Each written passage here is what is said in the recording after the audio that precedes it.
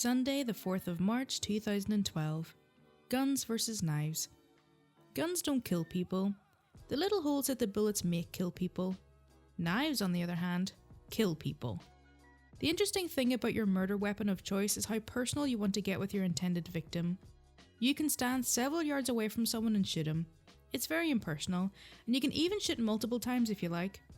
But to stab someone, you need to be within arm's reach, potentially looking this person directly in the eye as you plunge the knife into his body. That's personal. Why the morbid thoughts? A patient I took to the OR last night was stabbed 20 times. 20 times. Think about that as you're looking over the list of what was stabbed. Right shoulder, right hip, left cheek, left ear, left scalp, chest 3 times, abdomen twice, back 10 times. Fortunately, none of the injuries were life-threatening. I explored his abdomen and stopped the bleeding, put a tube in his left chest to re-expand his collapsed lung, and tediously repaired all 20 stab wounds. The one in his scalp alone was about 25 centimeters or 10 inches long. Now, I've been righteously pissed off before, but how much rage must you have inside you, and how much anger must you have towards the person to stab him this many times in all of these places? Friday, the 9th of March 2012. Use your brain. The brain is a miraculous organ. There are around 100 billion neurons all interconnected and firing various neurotransmitters. This allows us to move. It allows us to see, smell, feel, taste and touch. It allows us to have a full range of emotions. The only problem is that the brain only works when it's used. This seems to be a problem for many people who appear to forget that this brain exists inside their heads and that using it makes them look and act smarter. I was on trauma call this past Saturday night and my phone rang at 2:30 AM. My heart immediately started pumping. A gunshot? Stabbing? No. A car accident? Pedestrian stuck by a car? Nope, none of the above. It was a patient that I had saw in the hospital about 2 months ago for a skin infection, who apparently had been readmitted a few days before. Surely he was having a heart attack, right? Or his intestines were hanging out of his body, right? Actually, he was being discharged with a prescription for oral antibiotics, and he was just worried that he wouldn't be able to afford the pills. But... are you... What? I literally paused for several seconds to gather my thoughts and to wait until he told me the real reason he was calling. This was the only way I could think of to avoid screaming, "Are you freaking kidding me?" Because that was the real reason he was calling, the cost of his antibiotic, at 2:30 in the morning. During my pause, I realised that there were 3 possible responses I could give him. I could A. Be nice and ask him politely to call back during regular business hours during the week. B. I could be a bit harsh and tell him that it's inappropriate to call a doctor at 2:30 in the morning for this issue. Or C. I could simply hang up on him. I chose to combine A and B. I harshly told him it was incredibly inappropriate to call for such a frivolous reason in the middle of the night and to call back during regular business hours. Shockingly, he hasn't called. That brain sure is a fantastic organ, but only when used properly. Thursday, the 15th of March 2012. Police. I have a bit of a love-hate relationship with my local police. On one hand, I appreciate the fact that they protect me from all the psychotic a-holes in the area. On the other hand, they sometimes bring these psychotic a-holes into my trauma bay. One of these rock stars was a 16-year-old kid who stole a car and was caught, so he pulled over like a good citizen, right? Of course not, come on, I just told you he stole a car. He just floored it. After about 30 minutes of running at 150 kilometers per hour or 95 miles per hour, he finally lost control and hit a tree. Now, typically after a car accident, the medics very carefully extract the victim from the wreckage. This kid, on the other hand, they tased, yanked out of the car and handcuffed before slapping a cervical collar on him and depositing him in my trauma room and waiting around to see if they could haul him away to jail. Fortunately, once he got to the hospital, he behaved himself like a perfect gentleman. Wait, were you not paying attention? He stole a car and ran. He acted like a complete jackass. This 16-year-old punk was a wild man, trying to climb off the bed, yelling and screaming, kicking and spitting. It took 6 large police officers and security guards to hold him down. During all this commotion, he was screaming that we have to let him go. We can't hold him down. He knows his rights. Then he hit me with this. If you don't let me go, I'm going to call the police. After I and all of the cops stopped laughing, I composed myself, looked him right in the eye, and said, "Sir, they're already here." Monday, the 19th of March, 2012. Indescribable stupidity. Some people are so indescribably stupid that words fail to portray just how stupid they actually are. However, I'm going to do my best to do exactly that. At some point in your life, you have to learn from your experiences. You just have to. Otherwise, you're going to end up like this next guy who just hasn't seemed to understand that the world is trying to tell him something. At the beginning of my last shift, the first patient of the day was reported to be a man who jumped out of a third-story window. Surely he was trying to escape a burning building, right? Or maybe he fell off the balcony? Perhaps he was just taking a stupid dare and jumped for the hell of it. These thoughts were going through my head when the medics wheeled him in with several police officers following closely behind. Uh-oh, that's never a good sign. The first thing I saw when I looked at him were two very mangled looking wrists and a very abnormal elbow. I did a quick once over and saw a large vertical scar on his abdomen that looked like the type of incision I made for people who get shot. I asked him what the scar was from. "Oh, that's from when I got shot 2 years ago." "Oh, great." "So what happened to you today?" I asked him. "I jumped out the window." "And why in the world did you do that?" I asked, feeling like I knew the answer. "I was trying to get away." "From what?" He wouldn't tell me. Finally, after several tries, I said, "Perhaps from these guys over here with the guns and the handcuffs?" "Yeah." "Uh-huh." It turns out that he and his buddy were robbing a house. Unbeknownst to him, the homeowner was still at home and had hidden in a closet. She called the police, who confronted the two hoodlums, and this guy, in his great wisdom, chose to jump out of a third-floor window rather than get caught. After a full workup, in addition to his bilateral open wrist fractures and horribly fractured elbow, he also had a very nasty fractured hip. He may never regain full use of either wrist.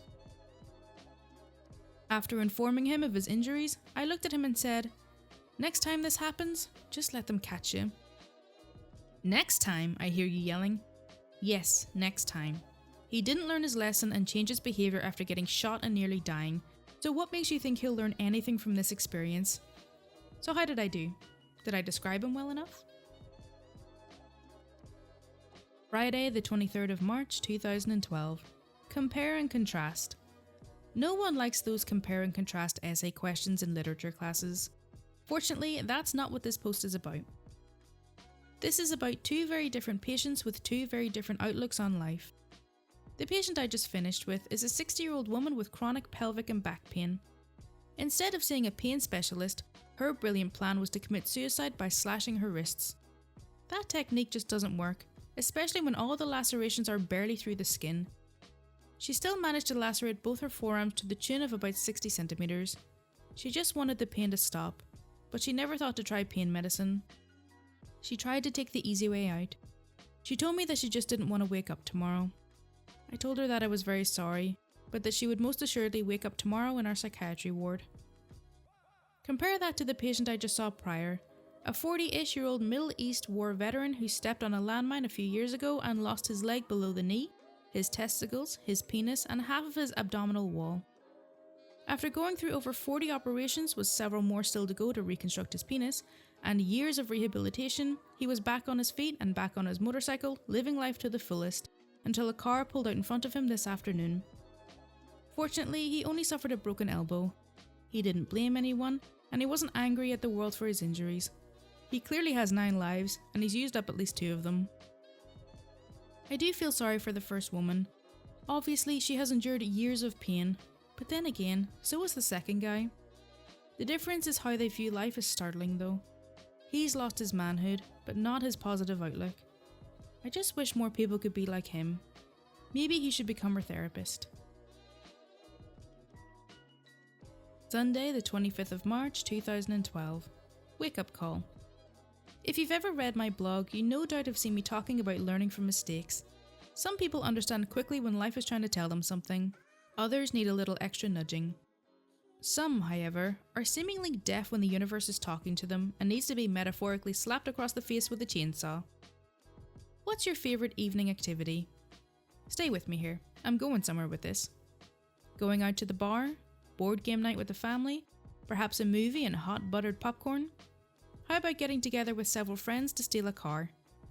What, that's not your idea of a fun night? Well, it was for 2 patients of mine this week. They and a few other buddies stole a car and took it for a joyride. Unfortunately, the owner reported it stolen and the police caught up to them. I guess these guys hadn't seen enough police chases on TV to know that running from the cops is stupid and almost always ends up with a car wrapped around a tree and or them in handcuffs. It doesn't help that they're all teenagers, brash, indestructible, and stupid. The car ended up wrapped around a tree. 2 of the victims came to my trauma bay. All the others died in the crash. One of these young men, who was not wearing his seatbelt, is now in critical condition in my intensive care unit with a large portion of his skull removed due to massive bleeding in his brain. There's a good chance he won't survive.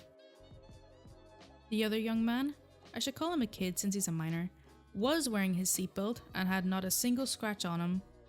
I kept him overnight for observation for his mild concussion, and when I went to see him the following morning, the police already informed me of the death of his friends. I told him this is his big chance. This is your chance to make a change and turn your life around, I said. I almost begged him not to end up back in my trauma bay, because the next time he may not be so lucky. I told him this was his wake-up call. I just hope he hears it and doesn't hit the snooze button. The universe can only talk to you, but so loudly. Tuesday, the 27th of March 2012. Safety equipment. Seatbelts were invented with one thing in mind: protect the occupants of the vehicle from catastrophic injury. Airbags were invented for the same reason. But seatbelts only work when they're worn, and airbags can be disabled. Why on earth would anyone do such a thing?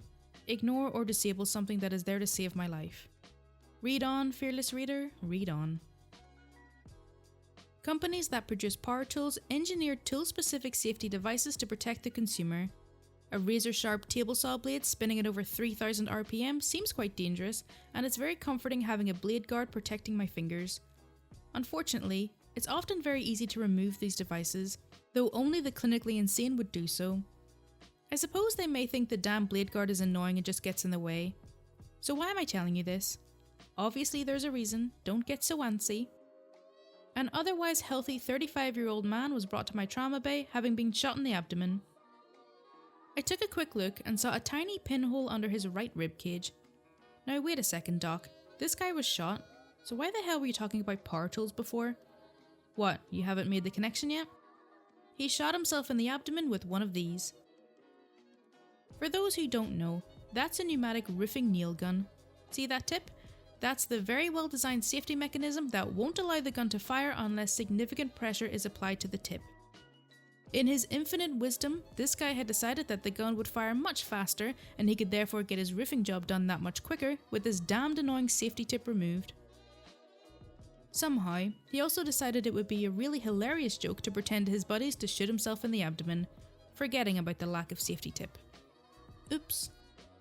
We had no idea what size nail he had been using, but he had had enough pain to earn a trip to the OR where we found a single hole in his gallbladder. Nothing else. He did well and went home a few days later. He went back to work a few weeks after that. Now, I can cure a lot of things, but I have yet to find a cure for stupidity. Thursday, the 29th of March 2012. Blame Hollywood. Hollywood doesn't always get it right. In some movies like Scarface, you're supposed to root for the bad guy. You know he's evil, but you still want him to win. I can't blame movies and TV for contributing to the downfall of society, but I can at least place some responsibility on them for brainwashing people on certain subjects. Have you ever seen a movie where the bad guys elude the police, cause several dozen cops to crash and then get away? Of course. Have you ever seen the bad guys shooting up the good guys and then getting away? They pull a gun, fire a few shots off, and get away clean while the bumbling cops are still trying to figure out what went wrong and how they can hide their mistakes from their chain-smoking captain. You've seen that movie, right? Of course you have. I'm sure it occasionally happens in real life too, but the problem is that the movies make it seem easy. Too easy. A 19-year-old kid was brought to me today having been shot multiple times. Innocent robbery victim, wrong place at the wrong time, caught in the crossfire. Not hardly. He allegedly pulled a gun on the police and fired, and they responded in kind. Now, the difference between this guy and the police is that one of them is a kid who has seen too many movies, and the other not only is trained extensively in marksmanship, but also wears a bulletproof vest. See where this is leading? You guessed it. Unlike in the movies, the good guys actually got the bad guy. He was brought to me with no pulse and multiple gunshot wounds in his chest, abdomen, arm and leg. I performed a resuscitative thoracotomy. I opened his chest, and unfortunately, he had bled to death internally. He didn't stand a chance. At least Hollywood had this part right today. The good guys usually win in the end.